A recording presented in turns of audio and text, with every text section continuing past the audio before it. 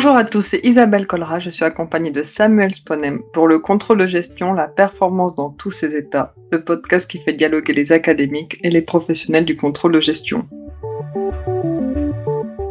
Bonjour Isabelle, pour le dernier épisode de cette première saison du podcast, et alors que nous avons discuté pendant 7 épisodes des grands auteurs, ceux qui ont rendu visible le contrôle de gestion et qui ont été rendus visibles en écrivant sur ce sujet, nous allons discuter de ceux qui sont restés invisibles. Pour échanger autour de ces oubliés du contrôle, nous recevons Anne Peuzet, professeure titulaire au département de management d'HEC Montréal. Après des études de gestion, puis à Sciences Po Paris et un master en histoire des techniques, vous avez obtenu un doctorat en sciences de gestion de l'université Paris-Dauphine. Vos recherches portent sur l'histoire de la comptabilité et du management. Vous avez notamment publié avec Éric Peuzet, la société managériale, essai sur les nanotechnologies de l'économie et du social, ainsi qu'un manuel Le management avec Richard Derry et Cyril Sardet. Vous avez coordonné plusieurs ouvrages collectifs, dont le petit bréviaire des idées reçues en management que nous avons coordonné ensemble et une histoire du management avec Pierre Lerbardin. Isabelle, après un master en évaluation de projet de l'université Paris 1 Panthéon-Sorbonne, vous avez travaillé en audit et évaluation au Mexique. De retour en France, vous avez été auditeur interne chez Elior et Simply Market, avant de repartir à l'étranger en tant que directrice du contrôle de gestion de la filiale polonaise d'Auchan. Vous avez ensuite été directrice de la performance commerciale, toujours chez Auchan mais à Paris, avant de prendre la direction du contrôle de gestion chez Camaïeu, puis chez La Paire. Vous êtes par ailleurs membre du bureau contrôle de gestion de la DFCG. Alors Isabelle, ça fait presque 20 ans que vous exercez le métier d'auditeur interne ou de contrôleur de gestion dans différentes entreprises. Dans ce cadre, vous avez eu l'occasion de développer de nombreux systèmes de contrôle. Quel est l'objectif de ces systèmes de contrôle et est-ce qu'au moment de la conception de ces systèmes, vous pensez aux acteurs contrôlés ?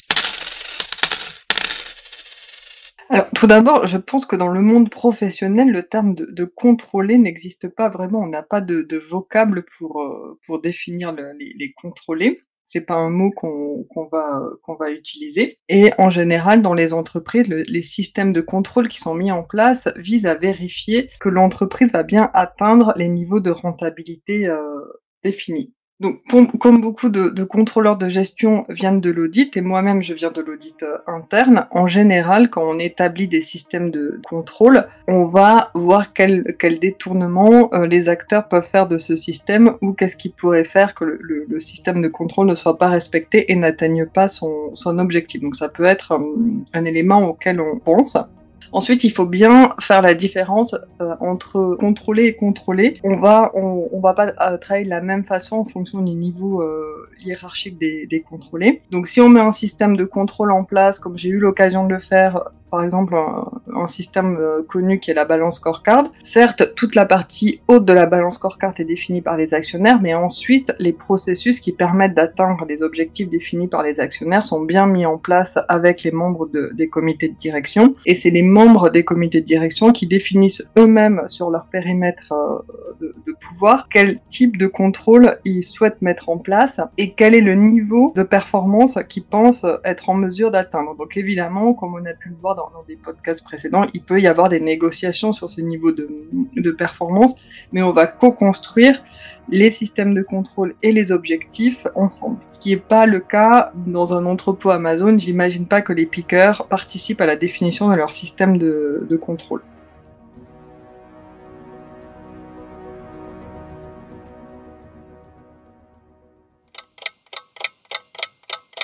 Alors on voit apparaître des premiers oubliés du contrôle, ce sont les contrôlés. De la même manière, Anne, est-ce que dans le domaine de la recherche, on pense souvent en contrôler ? Puis dans le chapitre que vous avez consacré à ce sujet dans le livre, vous citez notamment les écrits de Simone Veil, la philosophe, pas la femme politique, de Nanni Balestrini, un romancier et activiste italien, de Robert Linhart, ou bien même de journalistes. Qu'est-ce que ces auteurs-là, ils nous disent sur le contrôle ?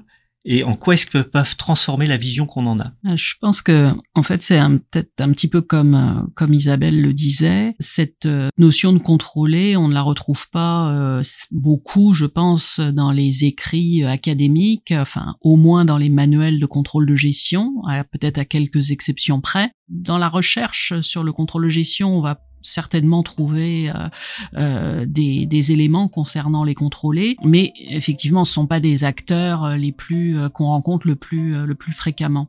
C'est la raison pour laquelle dans le chapitre en question, je suis allée chercher plutôt des auteurs qui mettent en scène des contrôlés, mais qui ne sont pas eux-mêmes des contrôleurs de gestion. C'est-à-dire, il s'agit effectivement de Simone Weil, qui est une philosophe, puis qui, en tant que philosophe, a souhaité aller à l'usine parce qu'elle a voulu voir comment vivaient les ouvriers, les ouvrières, et a voulu voir ce que ça impliquait que d'avoir un travail ouvrier. C'est dans cette posture-là, sachant qu'elle est philosophe elle-même, elle n'est pas ouvrière, et ce qui la met d'ailleurs dans une position aussi un peu particulière, parce que elle reste philosophe au fond, hein, avant d'être ouvrière, mais elle est capable de décrire ce qu'elle vit, justement en se posant des questions, ce que peut-être effectivement les contrôlés ne vont pas faire de manière spontanée. De la même manière, je suis allée chercher des écrits plus de romanciers, de sociologues, d'anthropologues, de journalistes aussi, parce que c'est là qu'on va trouver justement ce positionnement du contrôlé que précisément on ne trouve pas peut-être dans la pratique ou dans la littérature. Alors Anne, quand vous parlez de Simone Weil, là on se situe dans les années 30, mais vous citez aussi des choses plus récentes. Vous citez l'exemple d'Amazon. Qu'est-ce que ça nous dit aujourd'hui sur le contrôle qui existe dans les organisations ?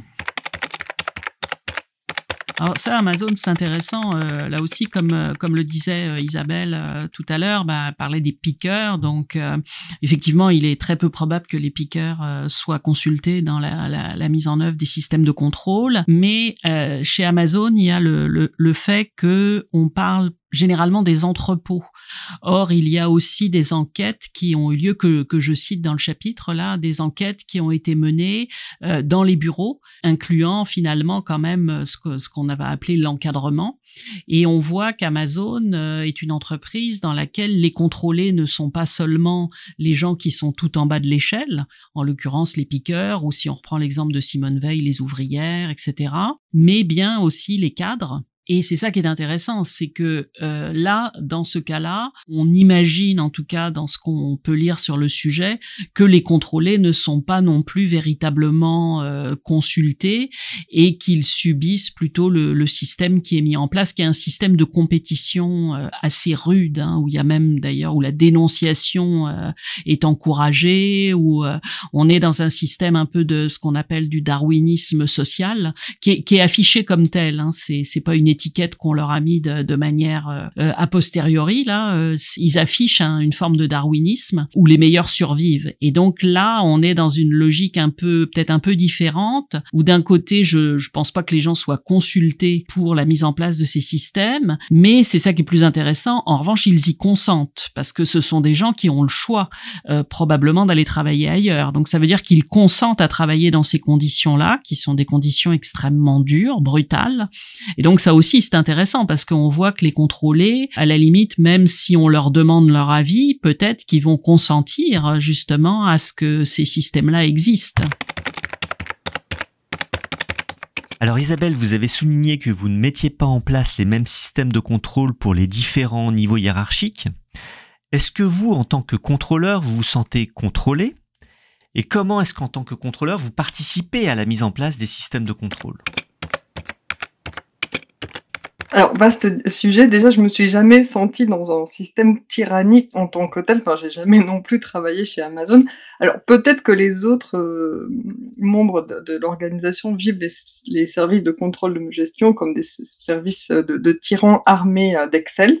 Mais effectivement, déjà, le service de contrôle de gestion, les services de contrôle de gestion, les contrôleurs de gestion tirent une partie de leur légitimité de leur capacité à manier Excel et également de leur capacité à fabriquer des chiffres qui représentent l'activité de l'entreprise. Donc, un service de contrôle de gestion qui fonctionne normalement bien doit être reconnu pour la véracité de ces chiffres et la fiabilité de ces chiffres. On peut pas passer des réunions et des réunions à discuter avec des directeurs marketing qui vont dire que la marge est à 23,4 et nous, on va dire qu'elle est à 22,5. Enfin, donc, il faut vraiment être en capacité d'imposer ce savoir-faire au sein de l'organisation. Une des parties des systèmes, pour répondre à la question, une des parties de ces contrôles viennent justement de tout ce que les contrôleurs de gestion mettent en place pour arriver à sortir des chiffres fiables et ensuite à les faire accepter par le reste de l'organisation. Ensuite, il peut y avoir des systèmes de contrôle qui sont un peu plus ad hoc, on va dire. Les gens qui travaillent dans les services de contrôle de gestion apparaissent en général au sein des organisations comme des gens structurés. Donc on leur demande souvent de produire des tableaux ou des formats qui vont permettre à d'autres membres de l'organisation de réfléchir sur des sujets. Et donc le fait de produire d'imposer ou de produire quelque part ces tableaux impose aux autres une manière de penser qui est la manière du contrôle de gestion. Et il est vrai qu'aujourd'hui, Excel, que ça soit Excel sous sa forme Microsoft ou sous sa forme Google, est imposé dans l'ensemble des entreprises et que tout le monde utilise Excel tout le monde, pas tout le monde, en tout cas nous, utilisons Excel dès qu'il s'agit de structurer une pensée. Donc, on peut parler peut-être de tyrannie d'Excel, mais les services de contrôle de gestion structurent énormément l'organisation à partir de cet outil.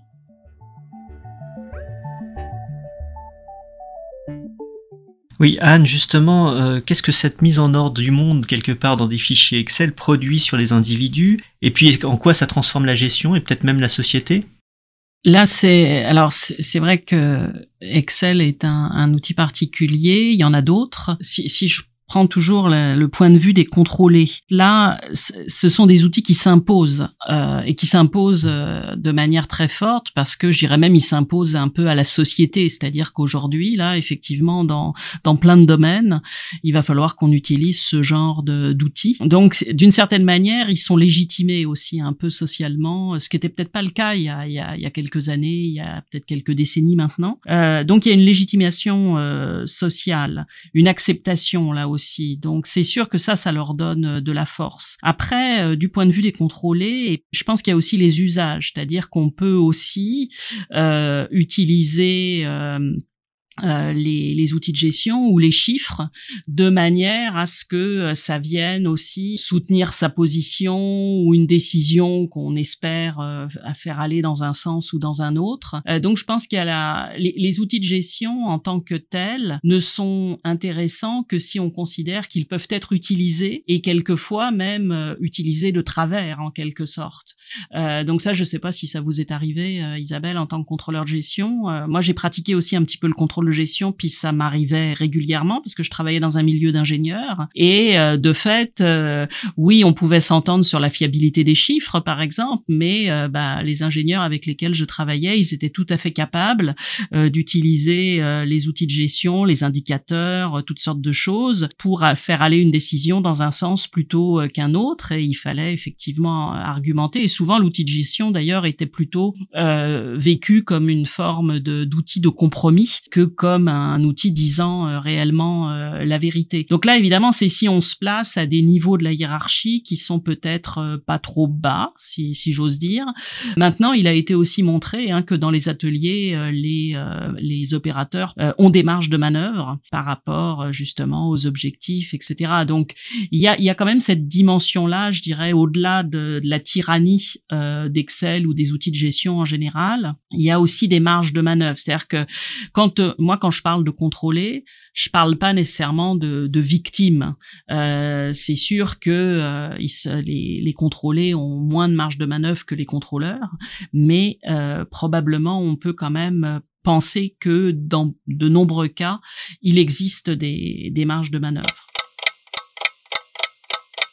Alors, cette mise en nombre ou en chiffres du monde, elle s'accroît certainement avec ce qu'on appelle aujourd'hui la révolution numérique. Dans une enquête qui a été réalisée auprès de grandes entreprises américaines qui a été publiée en août dans le New York Times, Jody Kanter et Arya Sundaram montrent que les dispositifs de contrôle et de surveillance s'étendent à tous les niveaux hiérarchiques, ce qu'on vient de dire, même aux professions intellectuelles ou professions du savoir, du genre architecte, médecin, avocat, comptable, qui ont été jusque-là en partie épargnés par tous ces processus de contrôle. Et la pandémie, elle a accéléré ce processus, notamment avec le travail à distance. Les entreprises ont décidé de diversifier les moyens de contrôle. Par exemple, elles vont mettre en place des types de contrôle où des entreprises vont prendre des photos de vous toutes les 10 minutes ou bien vérifier que vous bougez votre souris ou vous touchez votre clavier. On peut aussi mesurer le temps que vous passez au téléphone ou à répondre à vos emails. Donc on en arrive à des situations où tout le travail peut être quantifié, toutes les étapes du processus de travail peuvent être quantifiées, sauf quelques-unes. Par exemple, si vous commencez à écrire sur un bout de papier, c'est comme si vous ne travailliez pas. Mais c'est peut-être comme ça que vous allez résoudre un problème. Donc on voit certainement une extension du contrôle du fait de l'apparition de ces nouveaux outils numériques. Anne Peuzet, est-ce que ces nouveaux types de contrôle sont différents des contrôles tayloriens classiques avec lesquels on a vécu jusqu'à présent? Oui, je pense qu'il y a des différences. Alors déjà là, on n'est plus, même avec Taylor d'ailleurs, on n'était pas forcément tout à fait dans le cadre du contrôle de gestion tel qu'on l'entend aujourd'hui, mais c'est quand même du contrôle. Et il y a une grosse différence, je pense, entre les contrôles de nature taylorienne et les contrôles du travail tels qu'ils se font aujourd'hui et que vous venez de décrire là assez précisément. C'est que c'est beaucoup plus difficile de s'opposer en fait à l'hégémonie de ces méthodes-là. Puis j'utilise je fais un peu exprès là d'utiliser des mots un peu forts là, mais il y a une forme d'hégémonie de tous ces systèmes de contrôle, en particulier avec le numérique, auxquels c'est des contrôles auxquels on ne peut pas échapper. Il faut jamais oublier quand les méthodes tayloriennes ont été mises en place, soit par Taylor, soit par ses disciples, il y a eu énormément d'opposition, des oppositions dans les ateliers, des grèves. Taylor lui-même a été auditionné par le Congrès aux États-Unis et il a été en quelque sorte reconnu, si ce n'est coupable, du moins responsable de la détérioration des conditions de travail dans un contexte d'entreprise publique. Il s'agissait en fait d'un arsenal aux États-Unis. Donc il y avait cette capacité face aux outils tayloriens à s'opposer. Aujourd'hui, avec le numérique, il y a très peu d'opposition en fait. Alors il y a des gens qui écrivent. C'est là où on revient un peu sur l'idée qu'il y a des gens qui vont écrire, des gens qui s'infilent, des journalistes, etc., qui testent les outils, mais il y a très peu d'opposition.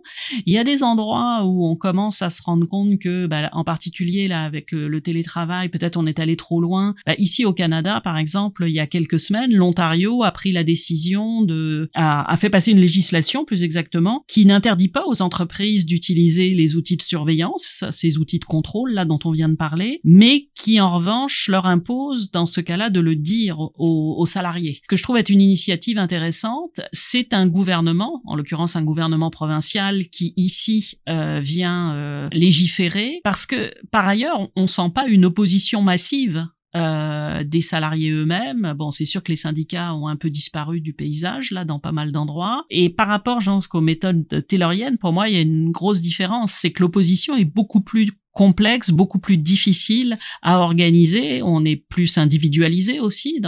C'est sûr qu'auparavant, on pouvait s'opposer aux méthodes tayloriennes parce qu'elles venaient concerner les ouvriers dans un atelier. Aujourd'hui, on est chacun toute seule devant son ordinateur. Et pour moi, ça fait une énorme différence là en termes de contrôle.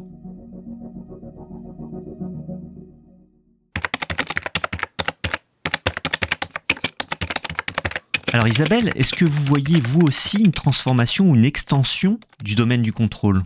Je pense que les systèmes de contrôle vont s'étendre à d'autres domaines comme la nature, parce qu'on voit bien qu'avec toute la partie RSE et toute la législation, enfin notamment au sein de l'Union européenne, puisque l'Union européenne a posé comme précepte la neutralité carbone en 2050, les contrôleurs de gestion vont devoir intégrer des données extra-financières. Donc si le contrôle de gestion vient de la comptabilité analytique et a appris à manier les données financières, le contrôle de gestion va devoir certainement apprendre à manier des données extra-financières comme le carbone. Donc les systèmes de contrôle vont s'étendre à des éléments de la nature, certainement. Anne, est-ce que ce thème de la RSE va toucher le contrôle selon vous ? Effectivement, il y a le domaine de la nature, de l'environnement. Il y a aussi toutes sortes d'autres domaines, puisque on a tendance maintenant un peu à tout passer à la moulinette des indicateurs, et on a tout le domaine EDI, là, équité, diversité, inclusion, qui passe également. Et donc à partir de là, on en est à contrôler finalement des dimensions très sociales, culturelles éventuellement de nos activités. Donc oui, je suis tout à fait d'accord avec Isabelle. On est dans un processus d'expansion. C'est pour ça que je parlais d'hégémonie tout à l'heure, d'expansion des systèmes de contrôle, bien au-delà du contrôle de gestion d'ailleurs. Et oui, et là en faisant ça, on poursuit la maxime assez classique du management qui est qu'on considère qu'on ne gère bien que ce qu'on mesure. Et la question, c'est ce qu'on, en mesurant, on gère toujours bien. Des décennies de recherche, notamment en contrôle de gestion, permettent pas totalement de démontrer cette affirmation. Alors, Isabelle, pour conclure, Isabelle, on se connaît maintenant depuis quelques mois. Lorsque vous m'avez contacté parce que vous aviez consulté l'ouvrage dont on parle aujourd'hui, j'ai été surpris, agréablement, mais surpris quand même, qu'un professionnel du contrôle de gestion, enfin une professionnelle du contrôle de gestion, lise cet ouvrage qui fait presque 600 pages. Qu'est-ce que vous avez appris en lisant ce livre ? Est-ce que ça a changé votre façon de voir le métier ? Alors déjà, j'ai pas lu toutes les 600 pages dans leur intégralité, je dois quand même avouer, mais j'en ai lu quand même une partie. Et donc effectivement, quand j'ai commencé la lecture de cet ouvrage, j'ai été assez interloquée parce que très vite je me suis dit: «Ah mais en fait les problèmes que j'ai au quotidien, il y a plein de gens qui les ont eus et qui ont réfléchi dessus». Quand même, ça m'a un peu soulagée ce constat-là de me dire que j'étais pas la seule à avoir des problèmes. Donc beaucoup de choses ont fait écho en fait à ma pratique, notamment, bon, on en a parlé dans un podcast précédent, la partie du budget. En tant que contrôleur de gestion, c'est très, très lourd. Pendant la pandémie, c'est devenu extraordinairement lourd et on a essayé tous de diminuer les charges administratives et donc on s'est tous demandé qu'est-ce qu'on pouvait faire en dehors du budget, les rolling forecasts, et cetera. Donc ces parties-là m'ont quand même intéressée. Deuxième partie, enfin moi je viens pas du monde industriel, j'ai travaillé, comme vous l'avez dit, plutôt dans des entreprises de retail, mais même en retail, on a ce qu'on appelle des coûts standards, c'est-à-dire que tous les jours les marges sont analysées et on est évidemment incapable tous les jours de calculer nos marges puisqu'on reçoit nos factures au mieux tous les mois. Donc on a des marges qui sont standardisées et mes équipes et moi avons souvent passé des jours et des soirées à mesurer les écarts entre les coûts standards et les coûts qu'on constatait à la fin du mois. La lecture du livre m'a fait comprendre que beaucoup de gens avaient ce problème et que du coup, il y avait pas de solution miracle dans le calcul de ces coûts. Et ensuite, bon, vous l'avez dit au début, j'ai travaillé en Pologne, j'ai travaillé au Mexique et j'ai trouvé intéressant cette partie sur les différences culturelles parce qu'effectivement, on peut avoir plus de proximité avec un contrôleur de gestion mexicain qu'avec un dentiste français. Mais on a quand même des différences culturelles, même si le Mexique et la Pologne sont très catholiques. Bon, c'est à peu près leur seul point commun. Et donc, j'ai dû, dans mon travail quotidien, faire face à un certain nombre d'incompréhensions culturelles. Donc ces parties-là m'avaient également fortement intéressée. Donc pour synthétiser un petit peu ce que j'ai pu voir à la lecture de cet ouvrage, c'est vraiment le contrôle de gestion. On a la responsabilité de l'histoire qu'on raconte sur l'entreprise à partir des chiffres qu'on présente. Et effectivement, il y a plusieurs façons de raconter une même histoire. Et lorsqu'on est dans les directions de contrôle de gestion, on doit rechercher la façon la plus objective et la plus neutre de retracer l'histoire de l'organisation et la présentation qu'on fait des chiffres. Les chiffres peuvent dire beaucoup de choses et donc il faut parfois réfléchir soi-même à ce qu'on va présenter. Donc ça valait le coup de lire toutes ces pages, à mener ce genre de thérapie. C'est intéressant et c'est un grand effet miroir. On a vu aujourd'hui ce qu'on avait un peu oublié le reste du temps, c'est-à-dire les contrôler. Et puis on a aussi eu l'occasion de parler de l'environnement, qui est certainement un nouveau domaine de développement, qui est pas présent vraiment dans le livre, parce que justement, il n'y a pas encore de grands auteurs sur le sujet, mais c'est certainement un sujet en devenir. On a aussi répété à quel point le contrôle était un phénomène culturel quelque part. C'est une construction sociale qui répond à une société donnée, qui s'inscrit dans des enjeux de pouvoir, et on a essayé de déconstruire toutes les techniques, parce qu'en fait le contrôle de gestion sont des techniques, des budgets, des tableaux de bord, tout un tas de chiffres, des Excel, mais derrière ces techniques on a vu qu'il y avait des hommes et que ça traduisait l'activité de ces hommes, mais ça orientait aussi l'activité de ces hommes. Donc merci Isabelle, merci Anne pour nous avoir accompagnés dans ce dernier épisode, et merci Isabelle de m'avoir donné l'occasion de travailler avec vous sur ce projet de podcast.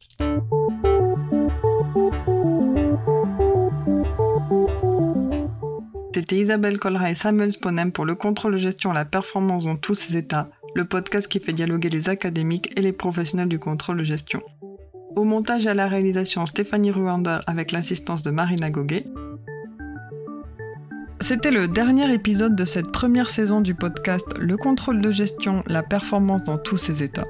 Je remercie l'ensemble des intervenants académiques et professionnels qui nous ont accompagnés durant ces 8 épisodes.